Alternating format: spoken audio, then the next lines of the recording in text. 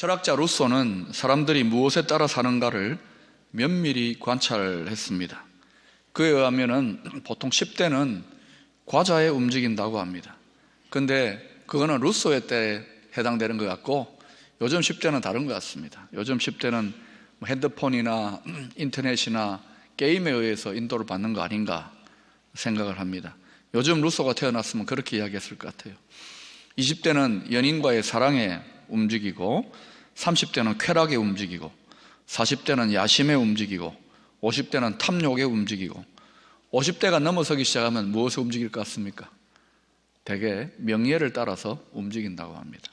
그래서 나이 많이 드신 사람들은 명예를 좀 조심해야 돼요. 탁월한 관찰이 아닐까 생각이 듭니다. 이런 루소의 관찰에서 알 수 있는 것은 사람은 무엇인가에 의해서 영향을 받고 이끌림을 받는 존재라는 사실입니다. 맛있는 과자, 또 인터넷이나 핸드폰, 또 게임, 이성간의 사랑, 쾌락적 즐거움, 야심, 탐욕, 명예 이런 것들이 우리를 끌고 갑니다. 실제로 끌려가지 않아야 되는데 이런 것들에 이끌려 살다 보면 결국 그 마지막에 우리 마음에 무엇이 남을 것 같습니까? 결국은 공허함이 남게 됩니다. 뻔히 속는 줄 알고 더 중요한 것이 뭔가 있다는 걸 알면서도 우리는 그 힘을 따라 끌려갈 수밖에 없는 것이 인간의 비극입니다. 자, 이 시간 여러분에게 한번 질문해 보고 싶습니다. 여러분의 삶에 주로 영향을 미치는 것은 과연 무엇이라고 여러분은 생각하십니까? 여러분의 삶을 인도해가는 주된 힘은 과연 무엇이라고 생각합니까? 한번 생각해 보세요. 어떤 분들은 이렇게 대답할지 모르겠어요. 목사님, 아무 생각 없이 살고 있습니다. 마음 편한 분인지 몰라도 분명히 무엇인가에 의해서 끌려가고 있다는 사실을 기억하시기를 바랍니다. 오늘 본문 14절 말씀은 하나님의 아들에 대해서 독특한 정의를 내리고 있습니다. 무릇 하나님의 영으로 인도함을 받는 사람은 곧 하나님의 아들이라. 이 정의가 단순한 것 같지만 굉장히 중요한 정의입니다. 하나님의 자녀된 우리는 어떤 사람이냐? 하나님의 영으로 인도함을 받는 사람이라는 것입니다. 다시 말하면 우리가 하나님의 영으로 인도함을 받지 못하면 제대로 된 하나님의 자녀인가 고민해 볼 필요가 있는 거예요. 여러분 중에 아이쿠야, 내가 하나님의 영으로 제대로 인도함 받는 것 같지 않은데 고민이 되는데 하면은 오늘 이 메시지는 제대로 성공한 겁니다. 양이 목자의 인도를 받는 것이 거의 본능적이고 기본입니다. 마찬가지로 하나님의 자녀들이 필수적으로 가져야 될 삶의 방식이 바로 성령의 인도를 받는 삶이라는 것입니다. 하나님의 영으로 인도함을 받는 삶, 우리 교회에서는 하영인 그렇게 이야기하죠. 하나님의 영으로 인도함을 받는 삶. 지난 10여 년 동안 많이 강조했습니다. 우리 기쁨의 교회의 영적 DNA의 핵심이고 또 모르는 성도들이 없습니다. 그런데 이 기본적이고도 핵심적인 것을 분명하게 정리하지 못한 채로 신앙생활을 계속하기 때문에 갈수록 꼬이는 경우들이 생겨나더라 이것입니다. 이것은 마치 운전 기술을 제대로 터득하지 못하고 운전면허증을 따지도 않고서 자동차를 계속 몰려고 합니다. 그러는 것과 비슷하다는 것이죠. 그래서 차를 이렇게 저렇게 바꾸어 봅니다. 더 좋은 차를 바꾸어 보면 운전이 잘 되지 않을까, 또는 자동차를 깨끗하게 수리하면 더 잘 되지 않을까 생각하지만 결국 문제는 어디에 있습니까? 운전 기술을 터득해야 하는데 있다는 사실입니다. 마치 하나님의 영으로 인도함을 받는 것이 이와 비슷한 것입니다.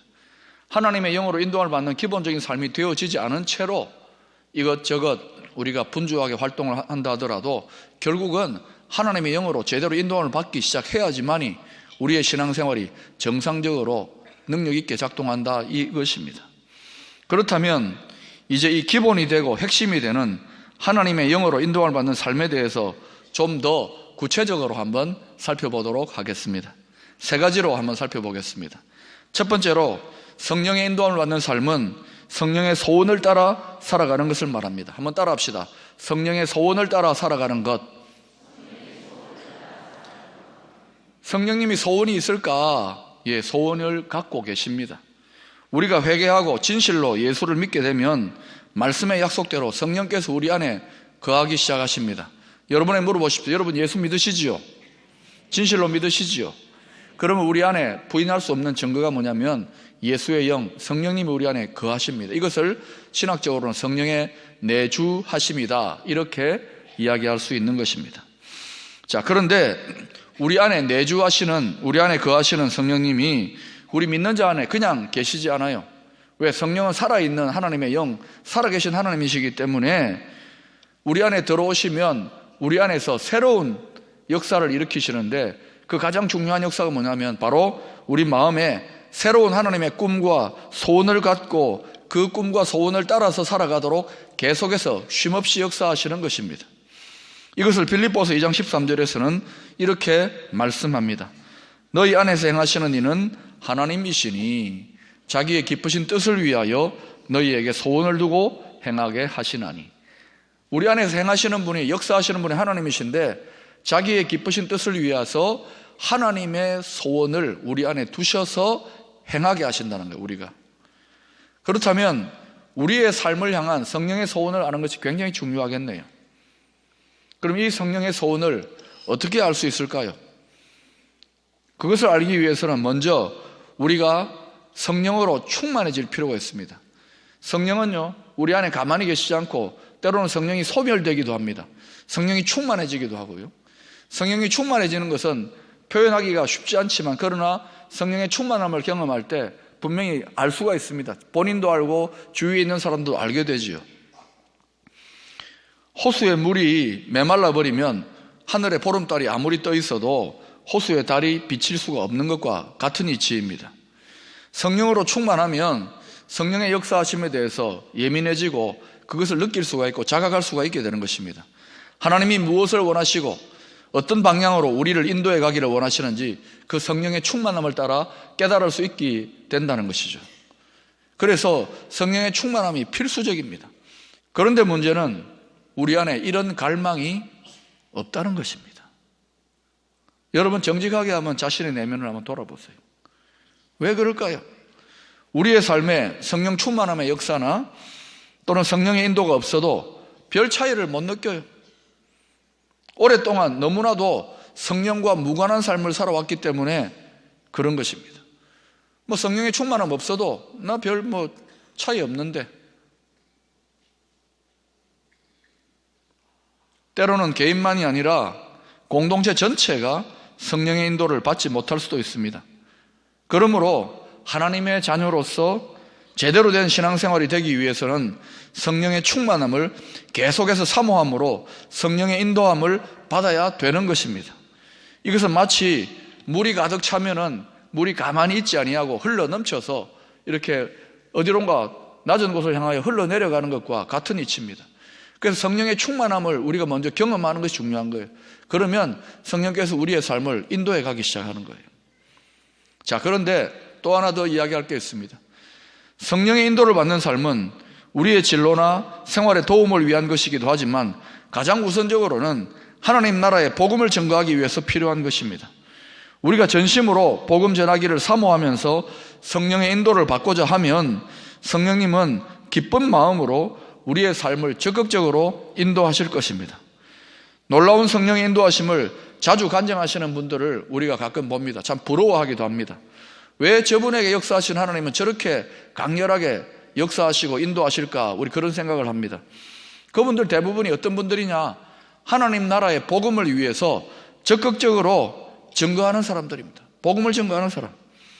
예를 들어 보겠습니다. 사도행전 8장에 빌립 집사가 성령으로 충만하여졌습니다. 그때 하나님이 가만히 있지 아니하고 빌립 집사를 통해서 복음 전하게 하십니다. 빌립 집사가 복음을 전할 때에 어디까지 나아가게 되느냐? 성령의 인도하심에 순종함으로 에티오피아의 여왕 간닥의 국고를 맡은 내시에게 복음 전함으로 아프리카까지 복음이 전거되어지는 일이 일어났습니다. 왜 이런 놀라운 역사들을 경험하게 됩니까? 복음을 전거하는 삶의 현장 속에 있기 때문에 그런 거예요. 또 사도행전 16장에 바울은 소아시아에서 복음 전하기를 애썼습니다. 그러나 성령께서 소아시아에 복음 전하지 않도록 막았습니다. 그리고 거꾸로 마게도냐에서 복음 전하기를 그 문을 열어주셨어요. 그래서 바울이 하나님이 이렇게 인도하셨구나 하고 마게도냐에 복음을 전하니까 복음의 형통함의 역사가 이루어지게 되는 것입니다. 성령님은 기본적으로 복음 증거의 영이요 선교의 영입니다. 한번 따라합시다. 복음 증거의 영, 선교의 영. 성령님이 좋아하는 일을 해야 됩니다. 성령님은 어떤 일을 좋아하느냐? 우리가 가만히 있다가도 복음 증거하기를 애쓰고 복음을 전하려고 하고 선교하려고 하면은 하나님이 역사하시지 않을 수 없어요. 왜냐하면 성령의 소원, 하나님의 가장 강렬한 소원이 복음을 증거하기를 원하는 것이기 때문에 그래요. 그래서 우리가 복음 전할 때에 성령님이 적극적으로 역사하시고 적극적으로 우리의 삶을 인도하십니다. 우리의 삶을 인도하는 것은 어떤 덤으로 인도하시는 것이라고 할 수도 있어요. 그러므로 성령의 인도하심을 개인적으로나 공동체적으로 더욱 풍성하게 경험하고 싶다면 복음 증거하기를 사모하시기 바랍니다. 또한 복음을 증거하기 시작하면 성령이 적극적으로 인도하시기 시작합니다. 그래서 이게 달걀이 먼저냐 또는 닭이 먼저냐가 아니라 성령이 인도하시면 복음을 증거하게 되고 복음을 증거하는 삶을 계속하게 되면 성령께서 우리의 삶에 역사하시고 적극적으로 인도하시기 시작한다 이것입니다. 그래서 여러분 이 새해에는 여러분 개인뿐만 아니라 교회 공동체 전체가 적극적으로 복음 증거하는 일에 나설 수 있게 되기를 축원합니다.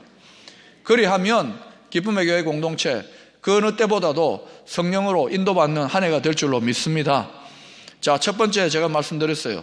성령의 소원을 갖고 행해야 된다. 그렇게 말씀을 드렸습니다. 두 번째로 성령의 인도함을 받는 과정에 꼭 통과해야 될 통과 의례가 하나 있습니다. 그건 뭐냐면은 바로 육체의 소욕과 성령의 소원 사이의 싸움입니다. 갈라디아서 5장 16, 17절에 이런 말씀이 나옵니다. 여러분이 한번 읽어보실까요? 시작.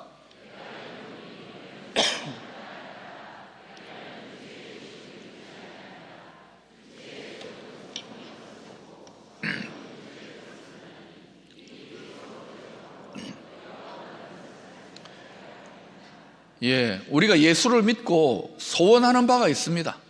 그죠? 이것이 되기를 원하고 이 일이 형통하기를 원하지만 그러나 우리 안에 육체의 소욕과 성령의 소원이 서로 싸운다는 거예요. 이 둘이 서로 싸워서 결국은 우리가 원하는 것을 하지 못하게 할 수도 있다는 것입니다. 그래서 이 싸움에서 이겨야 되는 거예요. 우리가 성령의 인도를 받고자 하지만 실패하는 이유가 무엇이냐? 육체의 욕심과 성령의 소원 사이의 싸움이 우리 마음 안에서 벌어질 때 자꾸만 성령의 소원을 따라가지 아니하고 육체의 욕심을 따라가기 때문입니다. 그러다 보니까 결국은 성령의 소원을 이루지 못하고 육체의 욕심을 이루고 마는 거예요. 열심히 기도하고 성령의 인도를 따라 산다고 애쓰지만 결국은 육체의 욕심을 이루고 만다는 겁니다. 로마서 8장 13, 14절은 무엇이라고 권면하고 있습니까? 성령으로 육체의 욕심을 죽이라고 명령합니다. 이 표현은 아주 강한 표현입니다. 영으로서 몸의 행실을 죽이면 살리니, 죽이면 살리니, 절제하면 살리니, 다스리면 살리니가 아니라 죽여야지만이 산다는 거예요. 하나님과 죽어야지만이 사는 거예요. 그래서 영적인 생명과 죽음 사이에 사투가 벌어지는 거예요. 처음에는 이 사투가 힘듭니다. 갈등이 됩니다. 그래서 성령 충만, 성령의 인도를 받는 것이 갈등 충만이라고 말하는 분도 있습니다. 그러나 성령의 소원을 계속해서 육체의 소원을 따라가지 아니하고 성령의 소원을 따라가게 되면 어떤 일이 일어나냐? 점점 익숙해집니다. 그리고 하나님이 도우시고 인도하시고 형통케 하시는 증거들을 경험하게 됩니다. 그래서 성령의 인도를 따라가야 되겠구나. 이것이 습관이 되고 삶이 되고 점점 쉬워지는 거예요. 익숙해지는 거예요. 근데 이 과정까지 나아가지를 못하는 것입니다. 우리가 성령의 인도를 잘 받게 되면 하나님께서 말씀으로 약속해 놓은 모든 축복과 약속들을 누릴 수 있는 승리하는 성도가 될 줄로 믿습니다. 문제는 육체의 욕심에 길들여져 있던 우리의 육적인 자아를 그대로 내버려둔 채로 육체의 욕심을 버리려고 하지 아니하고 하나님의 인도를 받으려고 하니까 첫 단추부터 어긋나 버리고 마는 것입니다. 오늘 새해 첫 주일 예배 첫 단추를 꿰는 것입니다. 성령의 인도를 따라가겠노라고, 성령의 소원을 선택하겠노라고 첫 단추를 제대로 깰 수 있기를 축원합니다. 사랑하는 여러분, 성령의 인도를 받는 삶을 살고자 할 때 반드시 육체의 욕심과 성령의 소원이 갈등하고 서로 대립하고 투쟁하는 과정이 있다는 것을 기억하시기를 바랍니다. 이때 육체 행실을 죽이고 성령의 소원을 지속적으로 따라갈 수 있는 저와 여러분 되시기를 바랍니다. 때로 이런 분들이 있습니다. 예수 처음 믿고 하늘을 나는 것처럼 좋아요. 성령의 역사를 체험하고 은혜를 받고 응답을 받고 위로를 많이 경험합니다. 신이 납니다. 그런데 얼마 못 가서 육체의 욕심을 따르는 삶의 방식으로 돌아가 버립니다. 그 욕심 속에서 처음처럼 성령의 인도를 받으려고 하니까 될 턱이 있습니까? 처음에는 됐는데 왜 안 됩니까? 처음에는 그게 내 실력이 아닌 거예요. 예수 믿을 때 회개하고 이제 제대로 믿겠습니다 그럴 때 성령님이 기뻐하심으로 막 성령 충만함의 역사를 부어주십니다. 이게 되는 거예요. 야, 기도하면 되고 일이 풀어지고 지혜가 생기고. 그런데 얼마 못 가서 성령은 소멸되고 고갈되어지기 시작합니다. 그리고 다시금 육체의 욕심을 따라 살아가는 이전에 예수 믿기 전의 삶의 방식을 택해버려요. 그러면서 성령의 인도를 받고 형통하기를 원하고 하나님의 도우심을 받기를 원하니까 이게 될 턱이 있느냐는 것이죠. 갈라디아서 3장 3절에서 바울은 이렇게 탄식을 합니다. 여러분 읽어보실까요? 시작. 너희가 이같이 어리석으냐? 성령으로 시작하였다가 이제는 육체로 마치겠느냐? 예, 성령으로 시작했다가 육체로 마치는 신앙생활만큼 비참한 게 없는 것입니다. 하나님은 때때로 이와 같은 육체의 소욕에 덫에 빠져있는 성도들이 다시금 성령을 따라 살게 하시려고 고난과 시련의 징계를 허락하셔서 뼈아픈 회개를 통해서 돌이키게 하기도 하십니다. 여러분, 때로는 하나님이 징계라는 시련이라는 방식을 통해서 우리가 성령의 소원을, 육체의 욕심을 내려놓고 성령의 소원을 따라가도록 징계하시고 연단하시는 때가 있다는 것을 아셔야 됩니다. 그냥 신앙생활은 뭐 저절로 되어진다 그렇게 생각하면 안 되는 거예요. 여러분 보시기에 한결같이 성령의 소원을 따라 살아가는 선배 성도님들 한번 만나서 물어보세요. 우리 주위에 그런 분들이 많이 있습니다. 야, 어떻게 저렇게 성령의 인도를 잘 받아 살아갈까? 이런 분들 만나보면은요, 다 한두 번쯤은 하나님께 이런 징계를 받고 저런 연단을 받았던 그런 간증을 하게 될 것입니다. 다 그런 경험 속에서 하나님의 연단과 징계를 두려워함으로 그 두려움 때문에라도 성령의 인도를 받아가려고 하는 분들이 또 꽤 되는 거예요. 성령께서는 이 외에도 다양한 방식으로 저와 여러분의 삶에 간섭하십니다. 때로는 설교를 통하여, 오늘 메시지가 어떤 분들에게는 아주 중요한 그러한 말씀의 방향을 잡는 메시지가 될 수도 있을 것입니다. 또 책을 통해서 환경이나 친구나 지인들의 권면을 통하여 우리의 문제를 지적하고 성령을 따라 살아가도록 촉구하십니다. 자, 한번 예를 들어 보십시다. 삼손의 경우를 보세요. 삼손은 성령의 충만함을 경험하고 은사와 능력들을 받았던 사람입니다. 모든 것을 다 갖추었지요. 재능이 있습니다. 용기가 있습니다. 힘이 있습니다. 그런데 그가 어떤 오류를 범합니까? 이성의 유혹이라고 하는 육체의 욕심을 이기지 못합니다. 한두 번이 아니라 계속해서 이성의 유혹에 끌려다닙니다. 그러다 보니까 성령이 소멸되지요. 그리고는 결국은 비참하게 패배하고 맙니다. 물론 나중에 그가 회개하고 힘을 회복하여 원수들을 무너뜨리기도 합니다만, 삼손의 경우는 계속되는 하나님의 경고 사인을 무시하고 성령의 인도를 무시했던 사람입니다. 여러분, 우리가 신앙생활하면서 하나님은 계속해서 신앙에 열심을 내고 하나님의 인도를 받는 삶에 적극적으로 개입하십니다. 주위의 헌금 생활의 문제라든지 또는 주의를 지키는 문제, 봉사훈련 또는 여러분의 삶 속에서 선택하는 문제에 있어서 이런 식의 하나님의 징계, 연단들을 여러 차례 경험하는 분들이 있을 것입니다. 그런데 안타까운 사실은 뭐냐? 그것이 성령의 인도를 따라 살도록 부르시는 하나님의 징계요, 연단이라는 사실 자체를 모를 때입니다. 영적인 감각이 하도 무디어져 가지고 재수가 없어서 이런 일이 일어나는 거 아닌가? 몸에 병이 들었는데 병든 줄을 모르는 거예요. 하나님이 맴매하시고 징계하시는데도 징계인 줄을 모르는 거예요. 그럼 어떻게 됩니까? 계속 방황하게 되고 계속 혼란과 문제 가운데 살 수밖에 없는 것입니다. 흔히 축구에서 최고의 공격이 최고의 수비다라고 하는 말을 합니다. 이것은 영적인 세계에서도 마찬가지입니다. 육신을 이길 수 있는 길은 계속해서 적극적으로 성령을 따라 사는 것이 최고의 비결입니다. 그러므로 여러분 분명히 알아야 될 것은 우리가 하영인의 삶, 성령의 인도를 받는 삶을 살려고 하면은 육체의 욕심과 성령의 소원 사이에 갈등이 있다는 사실을 아셔야 됩니다. 이때 여러분 무엇을 선택할 것인가? 눈 가리고 아웅이 아닙니다. 신앙생활은 성령의 인도를 따라갈 수 있기를, 성령의 소원을 따라갈 수 있기를 축원합니다. 세 번째로 우리가 성령의 인도를 제대로 받고 있는지 점검해 볼 필요가 있습니다. 어떻게 점검합니까? 여러 가지 방법이 있겠지만 가장 중요한 점검 방법은 바로 하나님의 말씀으로 점검하는 것인 줄로 믿습니다. 시편 119편 105절에 이렇게 증거하고 있습니다. 주의 말씀은 내 발의 등이요 내 길의 빛이니이다. 우리가 어디로 행할지 모를 때에 하나님의 말씀이 등불 역할을 해서 우리가 어디로 행할지 인도하신다 이것이죠. 성령의 인도를 받는다고 해서 성경 말씀을 제쳐두고 영적인 감각만 의지해서 계속해서 기도하고 영적인 감각만 의지해가지고 그렇게 살아가는 것이 아니라는 것입니다. 오히려 성령이 충만하여 성령의 인도를 계속해서 받는 성도들일수록 진리의 말씀인 성경으로부터 수시로 교훈과 책망과 바르게 함과 의로 교육함을 받으며 인도함을 받게 됩니다. 그래서 하영인의 삶에서 빼놓을 수 없는 것이 바로 말씀의 삶인 것입니다. 여러분, 성령의 인도를 제대로 받는데 하나님 말씀을 제쳐놓는다. 그러면 뭔가 문제가 있는 거예요. 성령의 인도를 받는다는 것은 다르게 말한다면 말씀으로 인도함을 받는 것을 말합니다. 말씀이 내 기억에 남은 것이 아무것도 없는데 어떻게 인도를 받을 수 있겠습니까? 저는 오늘 새벽에 잠자리에서 뒤척뒤척 하다가 하나님이 어떤 말씀을 한 구절 주시는 것 같아요. 그래서 바로 일어나가지고 제 말씀 수첩에다가 기록을 했습니다. 아하, 하나님께서 오늘 나에게 주시는 말씀이구나.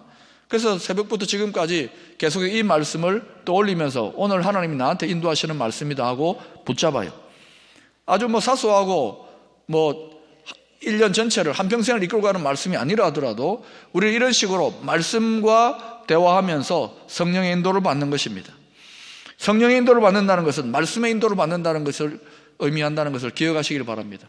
그래서 성령의 인도를 받는 과정 속에 말씀이 안전 펜스가 되고 말씀이 울타리가 되어주는 것입니다. 모든 하영인의 삶을 살았던 위대한 하나님의 사람들 다 성령 충만의 사람들인가 동시에 말씀의 사람들이었다는 사실을 발견할 수가 있습니다. 그러므로 성령의 인도를 받고자 하는 자는 날마다 말씀에 비추어 하나님의 인도를 잘 받고 있는지를 점검할 수 있기를 바랍니다. 자, 여행이 멀고 어려울수록 가이드를 잘 만나야 됩니다. 살아갈수록 여러분 어떻습니까? 인생이 쉽지 않습니다. 녹록하지 않다는 것을 알 수 있죠. 한치 앞을 모르는 인생입니다. 가이드가 중요합니다. 인생이 그래서 광야와 같다고 우리가 말할 수 있는 것입니다. 그런데 최고의 가이드이신 하나님은 바로 그 힘든 인생 광야에서 우리를 만나주시고 우리를 인도해 가십니다. 신명기 8장 16절에 보면 하나님이 광야 가운데로 우리를 인도하신 것이 다 우리를 낮추시고 시험하사 마침내 복을 주려 하심이었다. 이렇게 증거하고 있습니다.